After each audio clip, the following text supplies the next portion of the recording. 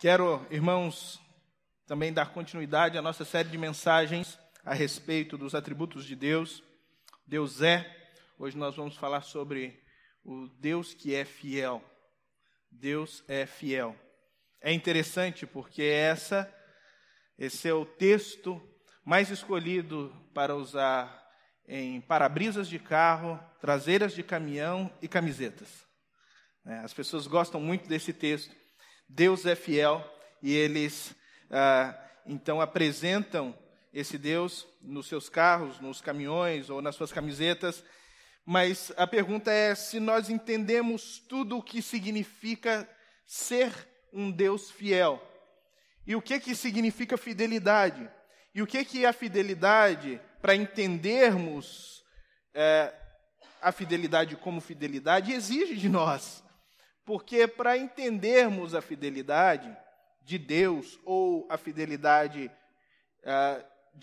em qualquer relacionamento, é necessário, basicamente, conhecermos a pessoa a quem nós damos o título de fiel. É necessário um profundo conhecimento pessoal a respeito de quem nós estamos denominando como fiel. Fiel não é uma característica que você dá a qualquer um. Fiel não é uma característica que você usa levianamente. Fiel é uma característica que você pode e deve usar a pessoas com quem você tem um estrito relacionamento pessoal. Somente a essas pessoas. Então, nós só podemos usar o título de fiel a Deus se nós realmente conhecemos esse Deus com profundidade suficiente para denominá-lo como fiel. Fidelidade, irmãos, é algo que você espera que tenham com você. E fidelidade é algo que outras pessoas esperam que você tenha com elas. Fidelidade é um conceito muito mais forte do que nós imaginamos. Muito mais necessário do que nós levamos em consideração no nosso dia a dia. Está presente de uma maneira tão fundamental na nossa vida que às vezes passa despercebido, porque coisas fundamentais passam despercebidas. Coisas fundamentais às vezes passam no nosso dia a dia como coisas sem a menor importância. Nós damos tanta importância a coisas grandes, a coisas que se apresentam magnificamente diante de nós. Quando nós olhamos um prédio, nós olhamos a sua estrutura externa, nós olhamos a sua beleza arquitetônica, nós olhamos os seus vitrais, nós olhamos, a maneira como foi instalado o piso, se é de porcelanato, se é uma cerâmica mais barata, ou não, se é de granito. Nós fazemos toda essa avaliação, porque nós damos valor, às vezes, nas questões mais aparentes, e nós não damos muita atenção ao fundamental. Nós não ficamos perguntando aí se os prédios, por mais bonitos que eles são, eles têm bom fundamento. Nós não nos preocupamos realmente se os fundamentos foram bem feitos. Nós queremos saber daquilo que às vezes é aparente. E é por isso que coisas fundamentais passam despercebidas. Porque nós não levamos muito em consideração. Mas elas são extremamente importantes. Por isso são fundamentais. Porque se um prédio, por mais bonito que seja, não tiver um bom fundamento, tudo aquilo vai ruir. Tudo aquilo vai se acabar. Relacionamentos e a nossa vida, no geral, é construída a partir da fidelidade. É construída a partir desse conceito de fidelidade. E nós não levamos em consideração isso. Nós não levamos em consideração, mas quando você tira a fidelidade, quando você perde a fidelidade, relacionamentos vão ruir. Quando você perde a fidelidade, tira a fidelidade dos relacionamentos, coisas ruins vão acontecer. É por isso que quando nós dizemos que Deus é fiel, nós precisamos entender fidelidade não simplesmente a partir da ação ou da expectativa que nós temos de Deus ser fiel à nossa vontade. Nós precisamos entender a fidelidade a partir daquilo que Deus, da maneira como Deus age conosco, mas como é relacionamento também da forma como nós agimos para com Ele. Fidelidade precisa ser uma via de mão dupla. Fidelidade precisa ser compreendida não apenas como um compromisso que a pessoa tem comigo. Fidelidade precisa ser entendido como algo que nós temos em comum. Porque se não for assim, a fidelidade unilateral, ela vai acabar em algum momento fazendo com que os relacionamentos venham a ruir. Paulo, ele vai tratar com Timóteo sobre fidelidade. Ele vai chamar Timóteo à fidelidade.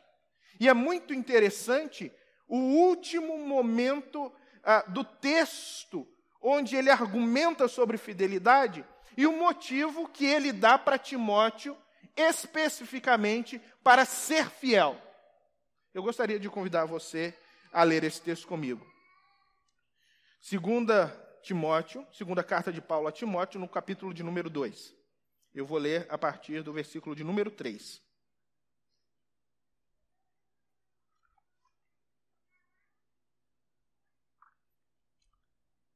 Segunda Timóteo 2, 3.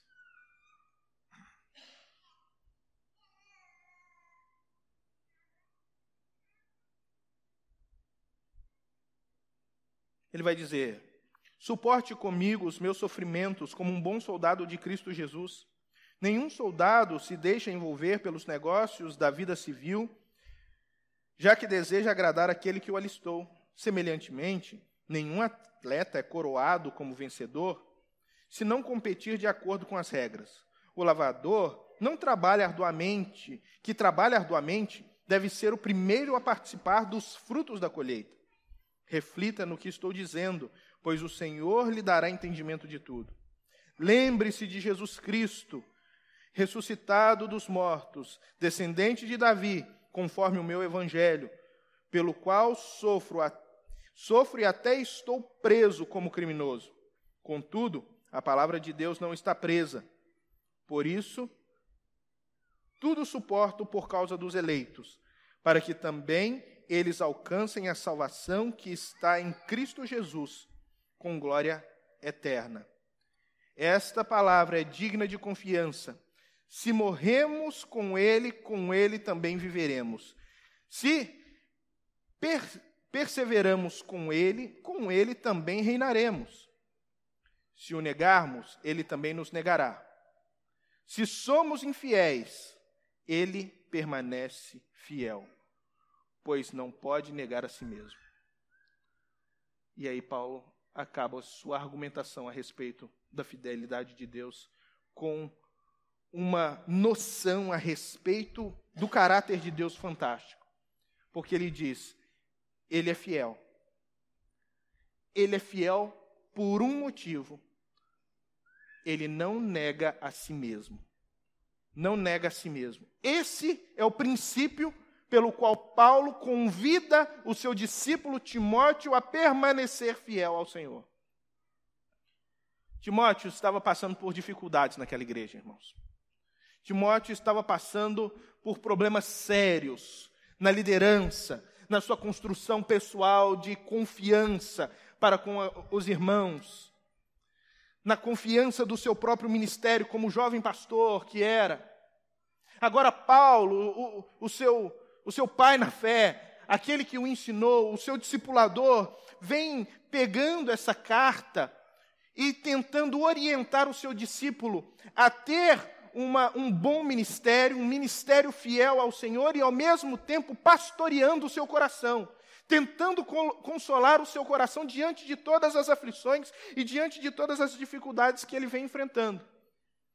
E na tentativa de orientar o ministério de Timóteo e de consolar o coração daquele rapaz, Paulo vai chamar a atenção dele para a fidelidade.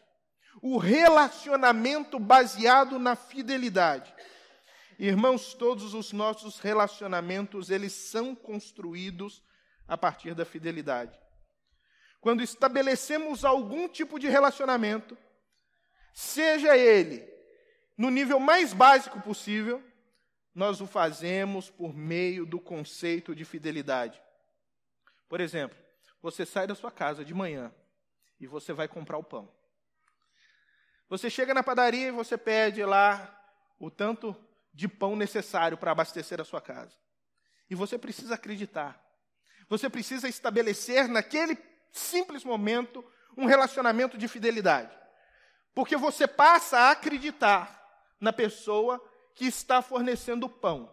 Você acredita na padaria, você acredita no padeiro, você acredita na atendente, você acredita nessas pessoas e acredita que elas estão sendo fiéis a você e fiéis à legislação da vigilância sanitária e que o produto dela, então, está apto para o consumo. Você tem que acreditar na fidelidade dela. Porque se você duvidar em algum momento que aquilo ali realmente está de acordo com a lei e que está realmente apto para o consumo, você já não pega mais ali aquela comida, você já não compra mais o pão ali, você já tem dúvidas e você sai do estabelecimento. Se você vai no banco abrir uma conta bancária,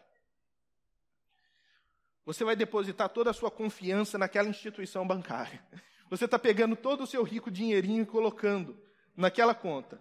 E você está deixando o seu rico dinheirinho nas mãos de outra pessoa para que ela administre os seus recursos, acreditando que, segundo a lei de mercado, eles irão gerir esse dinheiro com eficiência, aplicando e desenvolvendo o seu dinheiro com rentabilidade para que você possa ter os créditos da sua aplicação.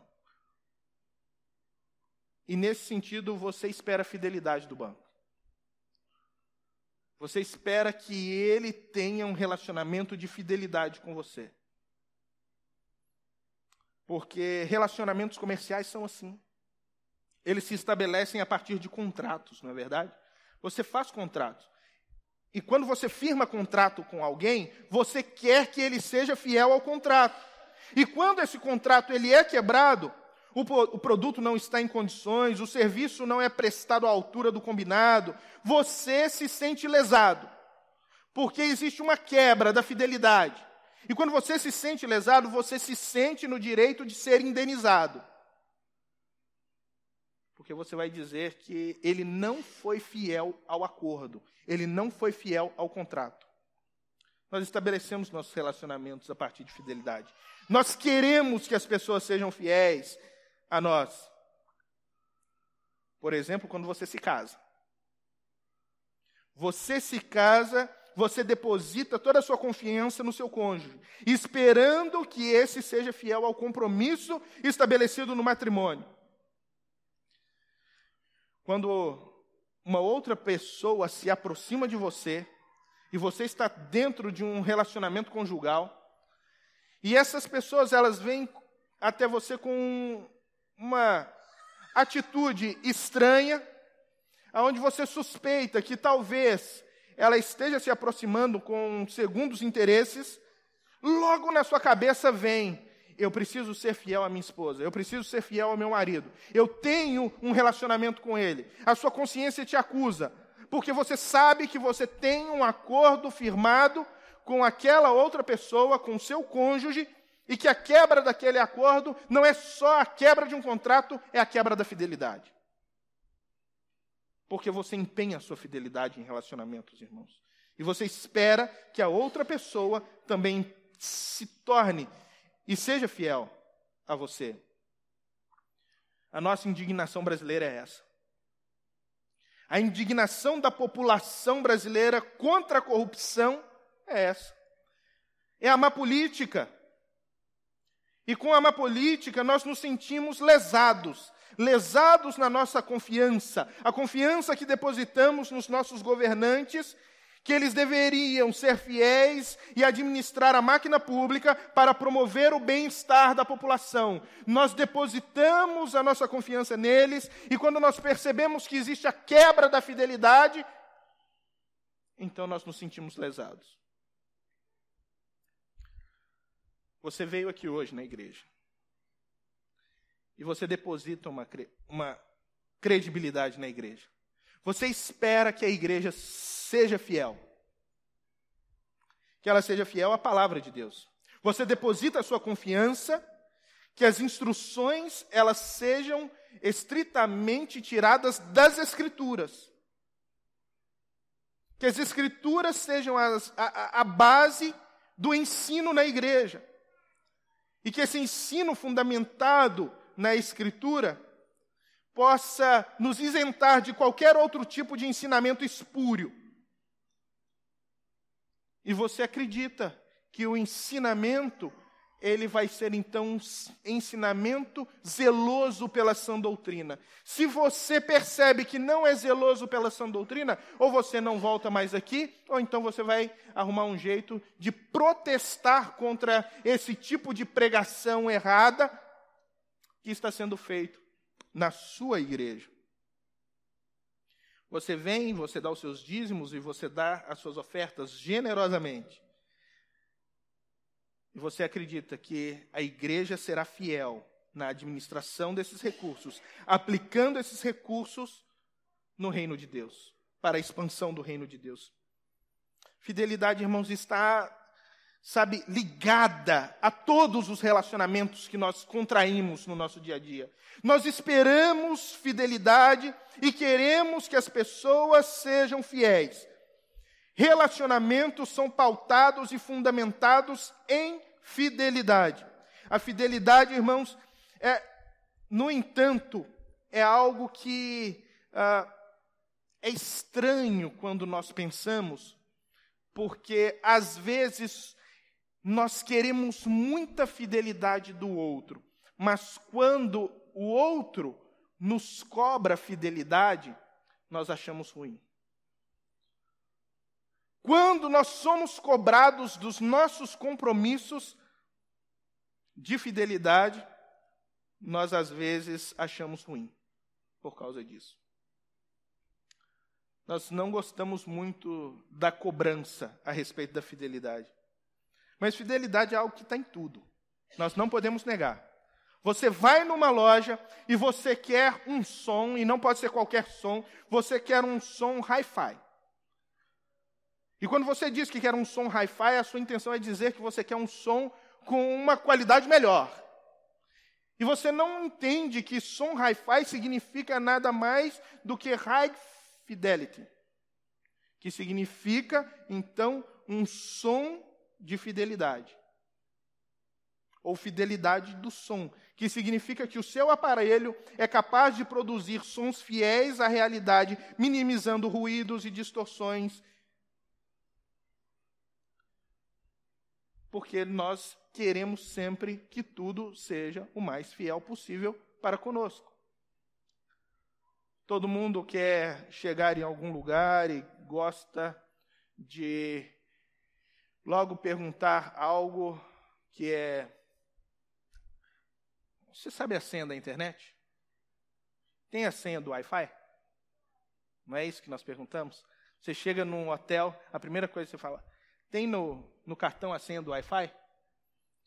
Você chega numa padaria, você vai tomar um café, o Wi-Fi é liberado? O Wi-Fi faz parte da vida de todo mundo. E nós não entendemos o que significa Wi-Fi. Wireless Fidelity, que significa nada mais, nada menos, fidelidade sem fio. Você quer e espera que o acesso à internet através do Wi-Fi, ele ocorra com fidelidade e te dê acesso à internet com segurança. Porque fidelidade fala de segurança. Nós estamos envolvidos pela necessidade de fidelidade. E quando nós perdemos o senso de fidelidade ao nosso redor, nós nos sentimos desesperançados, nós nos sentimos traídos. Essa é a melhor palavra que define a perda do sentimento de fidelidade ao nosso redor. O problema é a nossa percepção sobre o desenvolvimento da fidelidade nos relacionamentos que contraímos. Geralmente, isso é algo que nós requeremos ferrenhamente do outro, mas nós estamos pouco dispostos a contribuir nesse relacionamento com fidelidade. Nós estamos pouco dispostos a nos doar com fidelidade.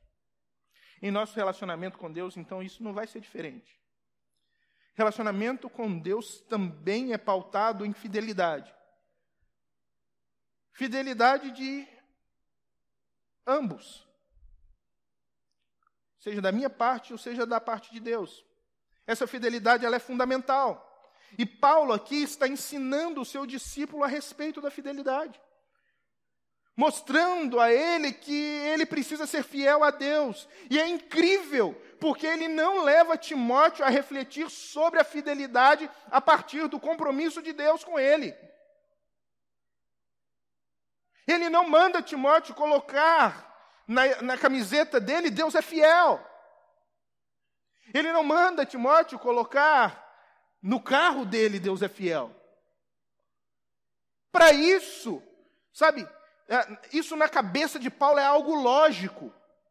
A pergunta de Paulo não é, Deus é fiel? A pergunta de Paulo é, você é fiel? Paulo não quer trazer aqui na discussão a respeito da fidelidade a questão sobre a fidelidade de Deus para com as nossas vidas. Ele sabe que Deus é fiel. Ele entende que Deus é fiel. Ele compreende o caráter de Deus. Ele sabe que o caráter de Deus é o caráter santo. Ele sabe que Deus é um Deus de amor. Ele sabe que Deus é um Deus de misericórdia. Ele sabe que Deus é o Deus da verdade. E que tudo isso monta o caráter de Deus.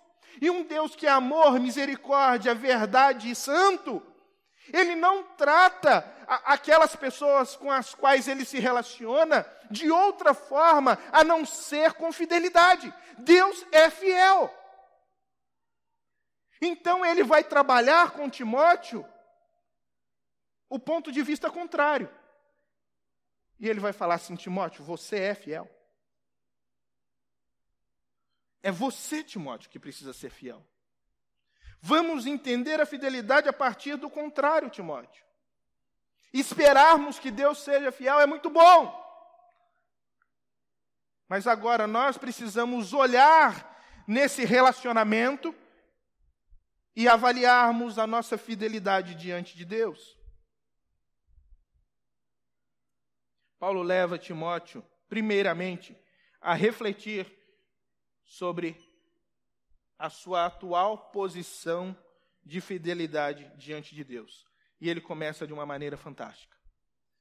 Para poder ilustrar isso, ele usa 3 situações que fazem parte do cotidiano de Timóteo, que fazem parte do cotidiano da vida de qualquer um que fosse cristão no primeiro século.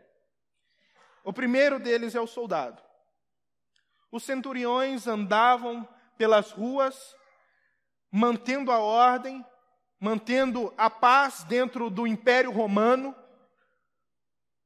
fazendo com que as nações permanecessem fiéis ao imperador, mesmo se fosse necessário a utilização da força. O soldado tinha uma responsabilidade: cumprir a vontade do seu senhor, ou seja, cumprir o mandato do seu general. E é interessante que na história dos imperadores de Roma, geralmente eles não eram substituídos por seus filhos. Geralmente eles eram substituídos pelo general, que estava no comando do exército durante o tempo do seu império. Por exemplo, nós temos aí o tempo de Nero, onde Tito é general do império, do exército de Nero. Nero é o imperador, Tito é o general. Tito está sob as ordens de Nero. Nero persegue os cristãos, Nero mata os cristãos, Nero mata Paulo, Nero mata Pedro.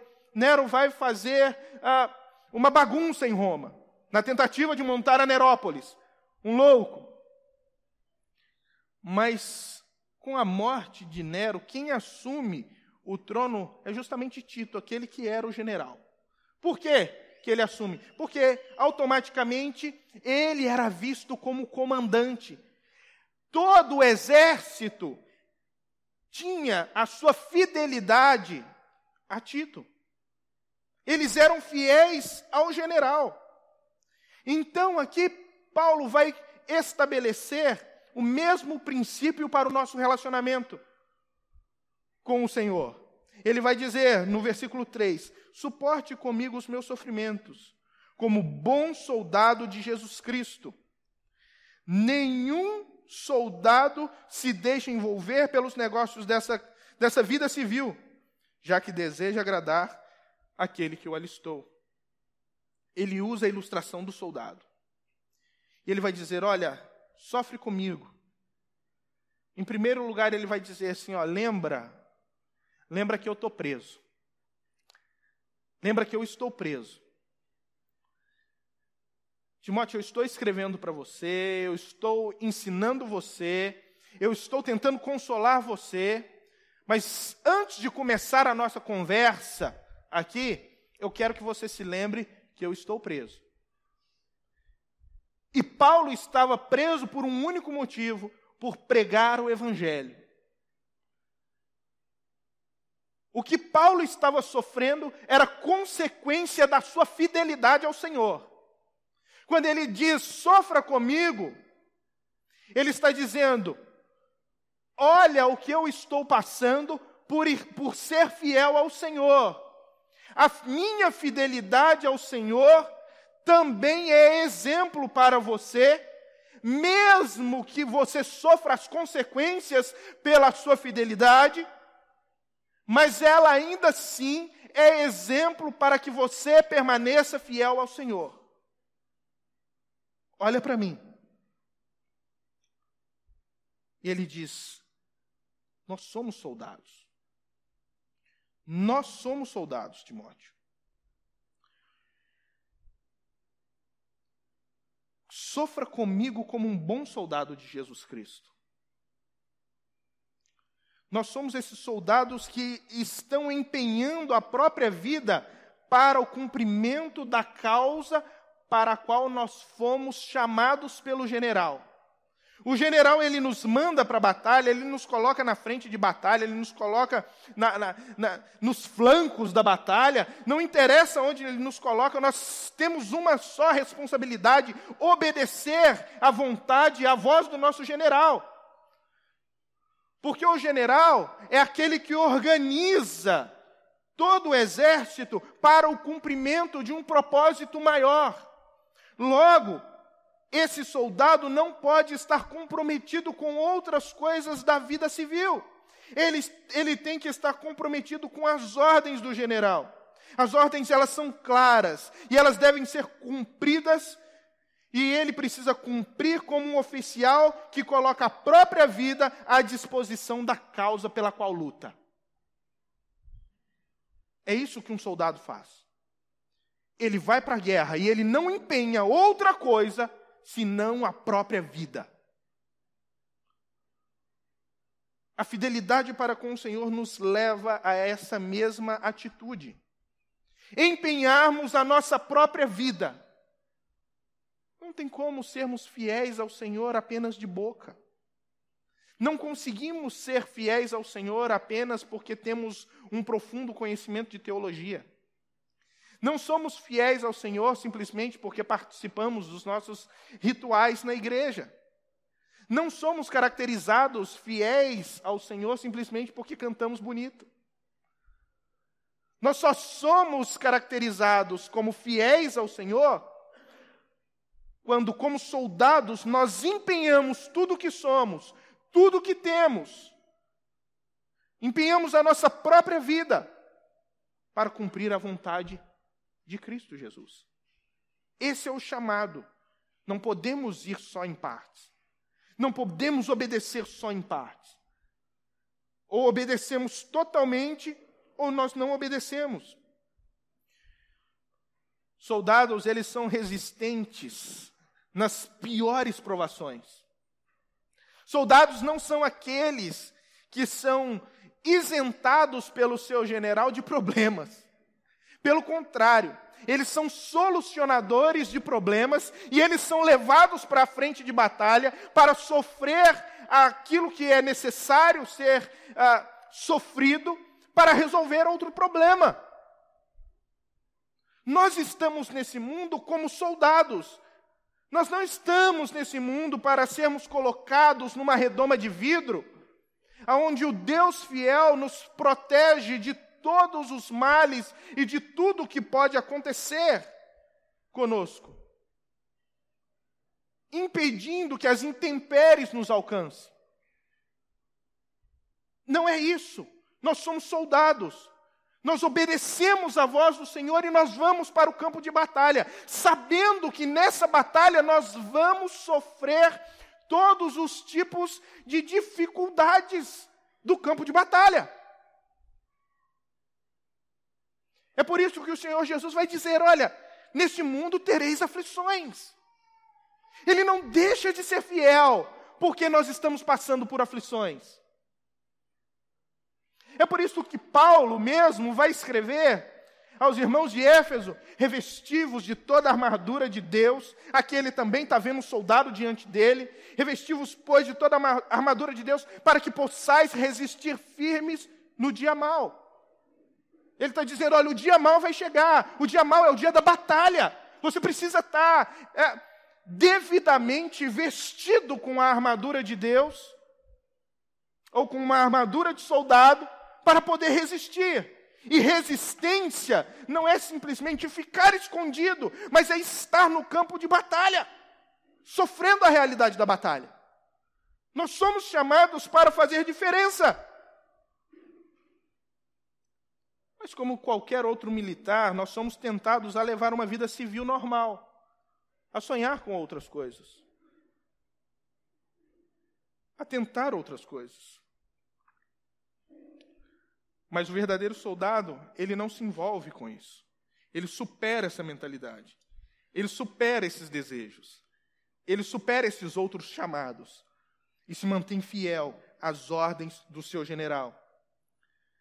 Fidelidade a Cristo, irmãos, ela consiste em conseguirmos nos desvencilhar de todas as nossas vontades e mergulharmos de cabeça na vontade de Deus.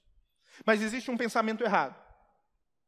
Existe um pensamento que envolvimento com a obra de Deus, com a vontade de Deus, passa exclusivamente pela ação eclesiástica. Passa exclusivamente pelo trabalho dentro da igreja. E esse é um reducionismo da visão bíblica a respeito da atuação do cristão no mundo. O cristão, ele não é chamado para atuar simplesmente dentro da igreja. Nós não somos soldados dentro da igreja institucional. Nós somos a igreja. E sendo a igreja e sendo esses soldados, nós somos chamados para expressar o reino de Deus aonde quer que estivermos. Nós precisamos, irmãos, de ter pastores. Cada vez nós temos menos pastores. Cada vez são menos pessoas ingressando na carreira eclesiástica e mais pessoas saindo da carreira eclesiástica, uma vez que o peso tem aumentado cada vez mais e as frustrações cada vez mais. Saiu no exame do ano passado que uma das 10 profissões, se assim poderíamos chamar, mas profissões mais estressantes, dentre elas tem o pastorado.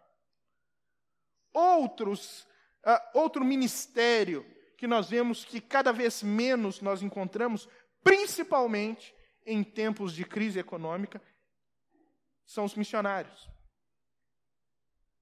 São os missionários. Eu escutei uma estatística alarmante. deixa eu me lembrar como é que foi. Você lembra Gabriel Nilson? Como é que foi a estatística de cada 40 projetos missionários, quantos estão acabando na África, hoje por causa do problema econômico?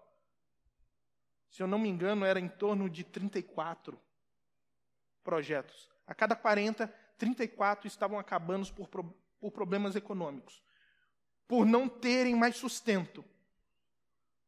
E os missionários estariam voltando. E cada vez menos nós temos pessoas querendo ir também, porque estão preocupadas demais, envolvidas demais com a sua vida. Mas se fosse só isso, ainda estaria bom. O problema é que as pessoas têm reduzido a ação da igreja a simples pastorado e missões. Missões, geralmente nós pensamos do lado de lá do mundo. Mas, irmão, missões envolve a minha vida, envolve a sua vida diretamente.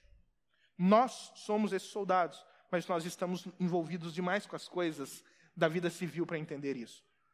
Nós não precisamos só de pastores e missionários. Nós precisamos de advogados cristãos que falem a respeito da justiça de Deus. Nós precisamos de dentistas que façam pessoas sorrir para a glória de Deus. Nós precisamos de cientistas políticos que possam empregar a justiça na vida pública. Nós precisamos de engenheiros que construam, sonhos para outras pessoas. Nós precisamos de professores que ensinem as pessoas a serem humanos de verdade, que ensine gente a ser gente. Nós precisamos de pessoas que se envolvam, na multiplicidade dos seus afazeres diários, não apenas com a igreja local, mas com tudo que elas fazem na vida, aplicando o evangelho e expandindo o reino de Deus. É isso que nós precisamos. De pessoas que usam tudo que são e tudo que fazem para a glória de Deus. Esses são soldados, são esses que trabalham para Deus, que não reduzem a atuação da igreja, dos cristãos, a meramente atos eclesiásticos. Nós precisamos de mais. Mas Paulo continua e vai mudar a mentalidade e vai falar assim, olha, leia o versículo 5 comigo.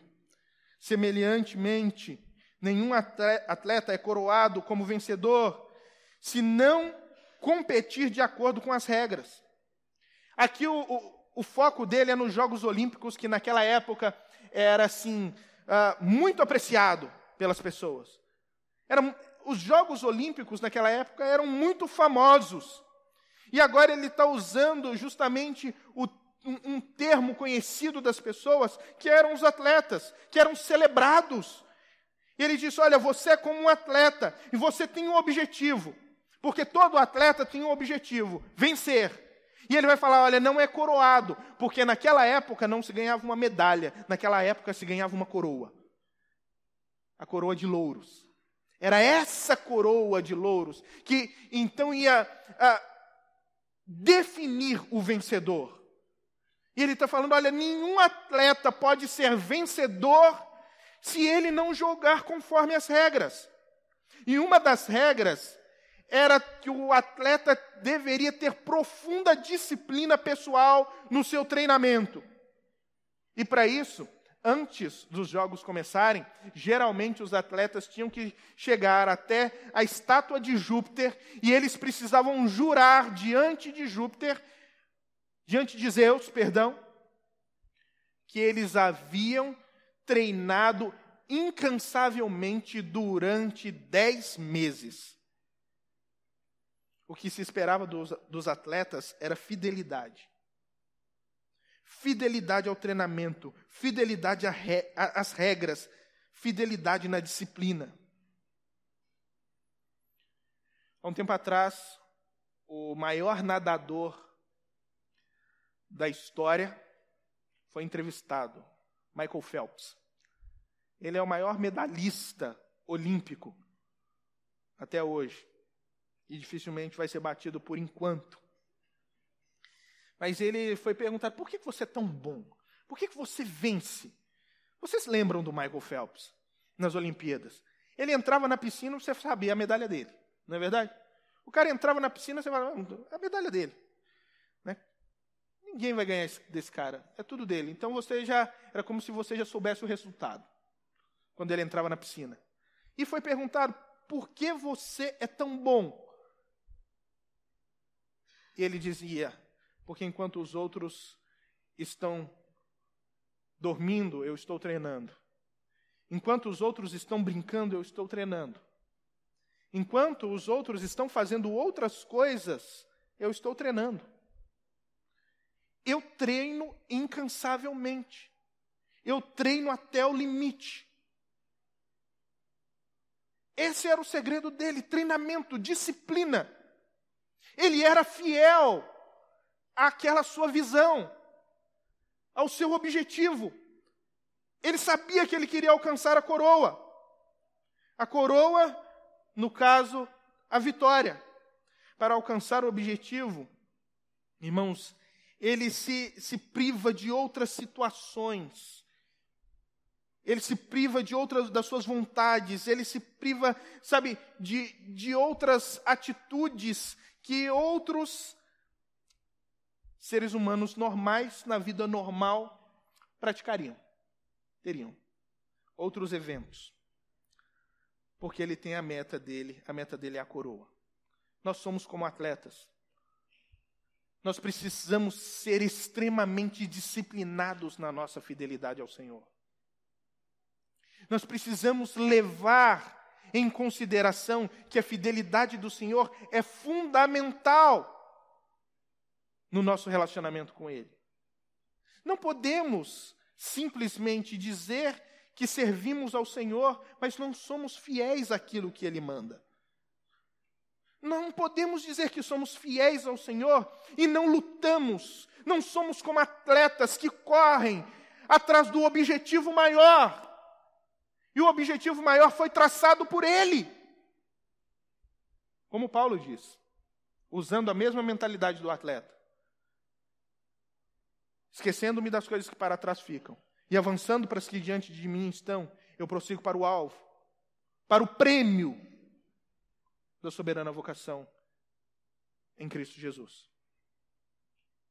Ele sabia que o prêmio era Cristo Jesus. O atleta, ou nós, como atletas, sabemos que o nosso maior objetivo não é simplesmente viver e ter boa vida. Nosso objetivo maior é continuarmos em relacionamento profundo com Cristo Jesus até termos Ele totalmente em glória. E por fim, ele usa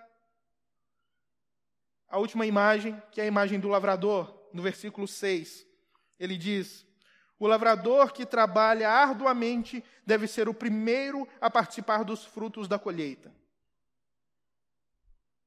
Outra visão típica daquele tempo. Ele vai falar que o lavrador não é qualquer lavrador. É o lavrador que trabalha arduamente. É aquele que tem comprometimento. É aquele que sabe o que está fazendo.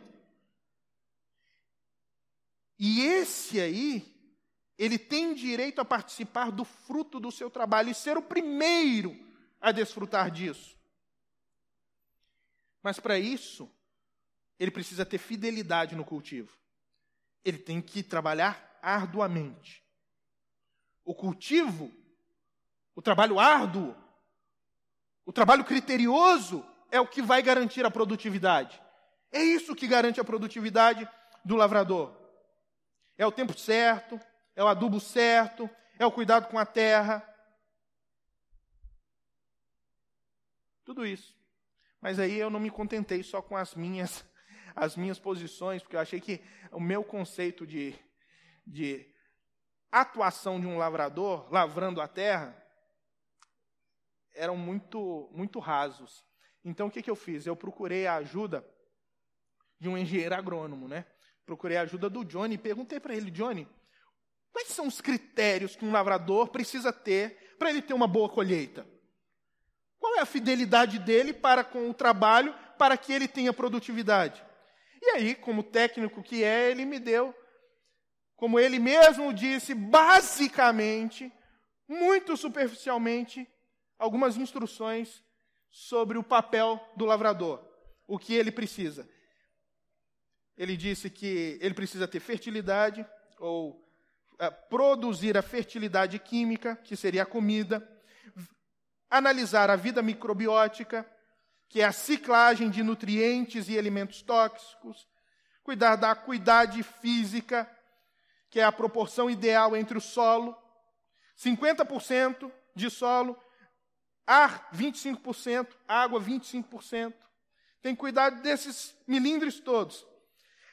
Perceber a mineralogia, que é a correção necessária entre as correções necessárias em função da matéria de origem do solo, como calagem e gessagem. Eu não sei o que é.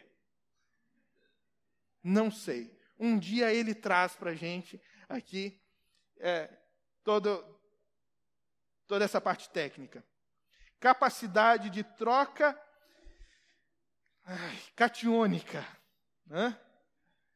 Ponto de murcha permanente. Capacidade do campo e potencial tamponante. Tudo isso precisa ser avaliado pelo lavrador. Coitado dele. Não sei o que é. Mas que bom que o Johnny sabe e poderia nos orientar. Mas nos mostra que o papel é um papel minucioso, é um papel que exige, fidelidade para que alcancemos o objetivo, que é a produtividade. E então alcancemos o fruto tão esperado. A nossa vida com o Senhor é assim. Nós somos criteriosos para com as coisas de Deus. Nós devemos ser criteriosos para com a vontade de Deus. Os mínimos detalhes. Porque assim, sendo criteriosos, nós vamos colher o maior fruto que nós esperamos participar dele. Que é encontrarmos com o nosso Senhor face a face. Esse é o maior fruto. Eu poderia citar os outros. Poderia falar do céu, das ruas de ouro. Poderia falar de um mundo que não tem choro, restaurado pelo poder do nosso Deus, de alegria eterna. Mas eu acho que o fundamental é simplesmente nós termos Ele ao nosso lado. Isso é suficiente. No versículo 7 ele vai dizer: Timóteo, pondera no que eu estou te falando, cara. Escuta o que eu estou te falando. É um chamado à reflexão. Não adianta apenas ouvirmos palavras bonitas. Não adianta apenas ouvirmos a respeito de fidelidade.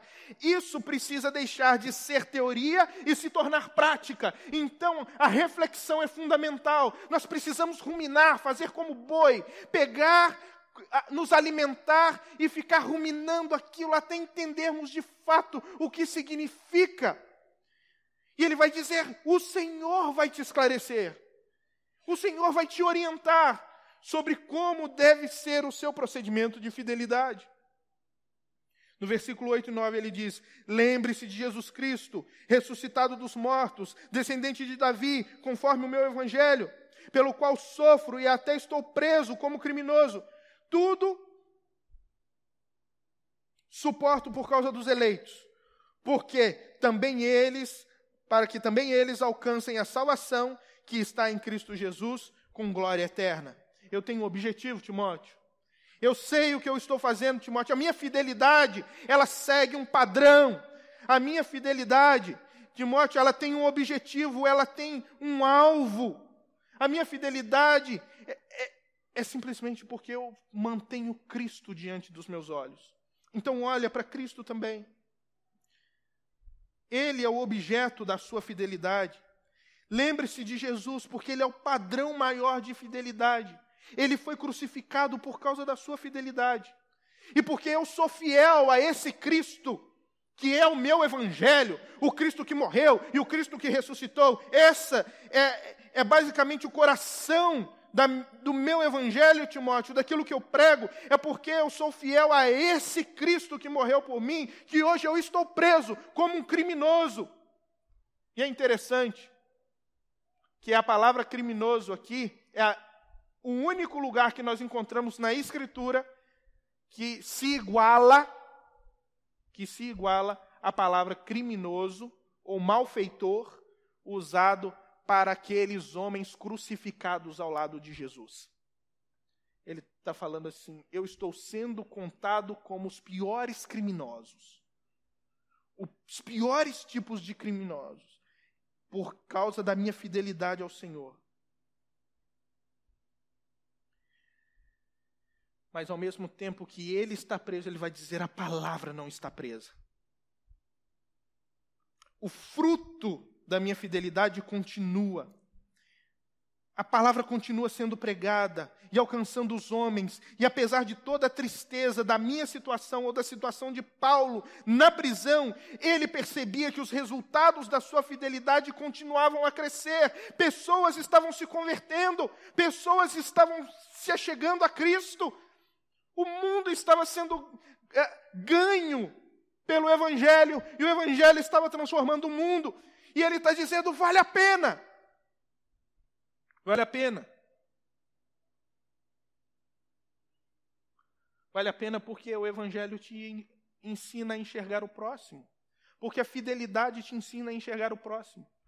Se tem algo que te ensina a valorizar o outro ser humano, é você buscar para si ter uma responsabilidade com a fidelidade.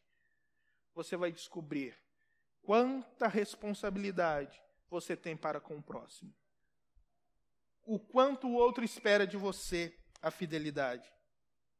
No versículo 11 e 12 ele diz assim: esta palavra é digna de confiança. Se morremos com ele também viveremos. Se perseverarmos, com ele também reinaremos. Se o negarmos, ele também nos negará. A fidelidade, ela vai além das circunstâncias. Podem até nos matar, mas nós continuaríamos a viver. Podem até nos matar, mas nós continuaremos a viver se formos fiéis ao Senhor. A nossa perseverança, por pior que sejam as circunstâncias, redundará em glória eterna, porque nós reinaremos com Ele. Mas ao mesmo tempo disso, se nós o negarmos, como Ele é fiel em tudo o que Ele faz, nós também seremos condenados. Nós também não estamos isentos da condenação. Entenda, não é uma troca de favor. No versículo 3 ele vai dizer: se somos fiéis, Ele é fiel.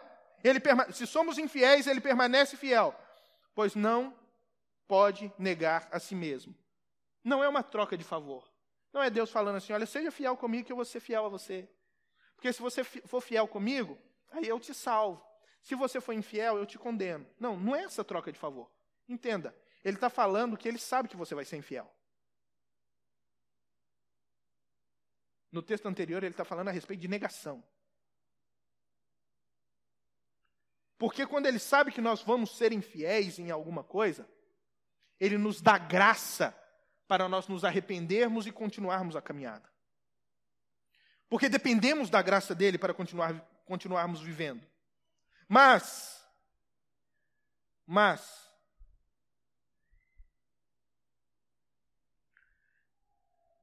a fidelidade de Deus não tem nada a ver comigo e com você. Esse é o ponto.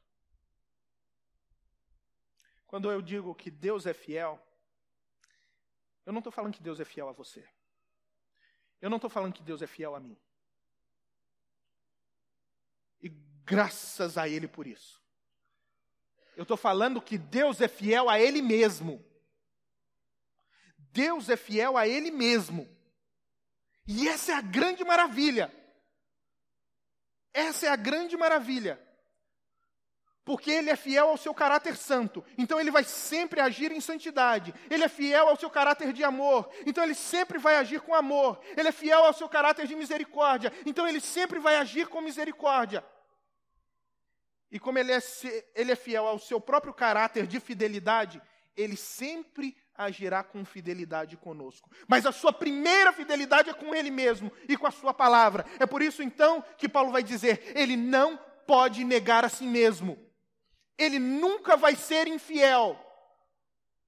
Porque ele não pode negar a si mesmo. Ele não nega quem ele é. Porque ele é fiel a si mesmo. Porque ele é fiel a si mesmo. Irmãos, isso é uma promessa maravilhosa. Isso é uma promessa grandiosa. Porque se ele fosse fiel só a nós, nós teríamos tantas coisas para reclamar. Tantas coisas para reclamar. Porque são tantas vontades suas que não são satisfeitas, não é verdade? São tantas coisas que você quer que não acontece. Mas é porque ele não é fiel a você. Ele é fiel a ele mesmo. Porque se a fidelidade dele tivesse ligada a você, aí ele faria com você tudo o que você quer. Tudo o que você quer. Só que muitas coisas que você quer vão trazer morte para você. Aí ele também te daria morte.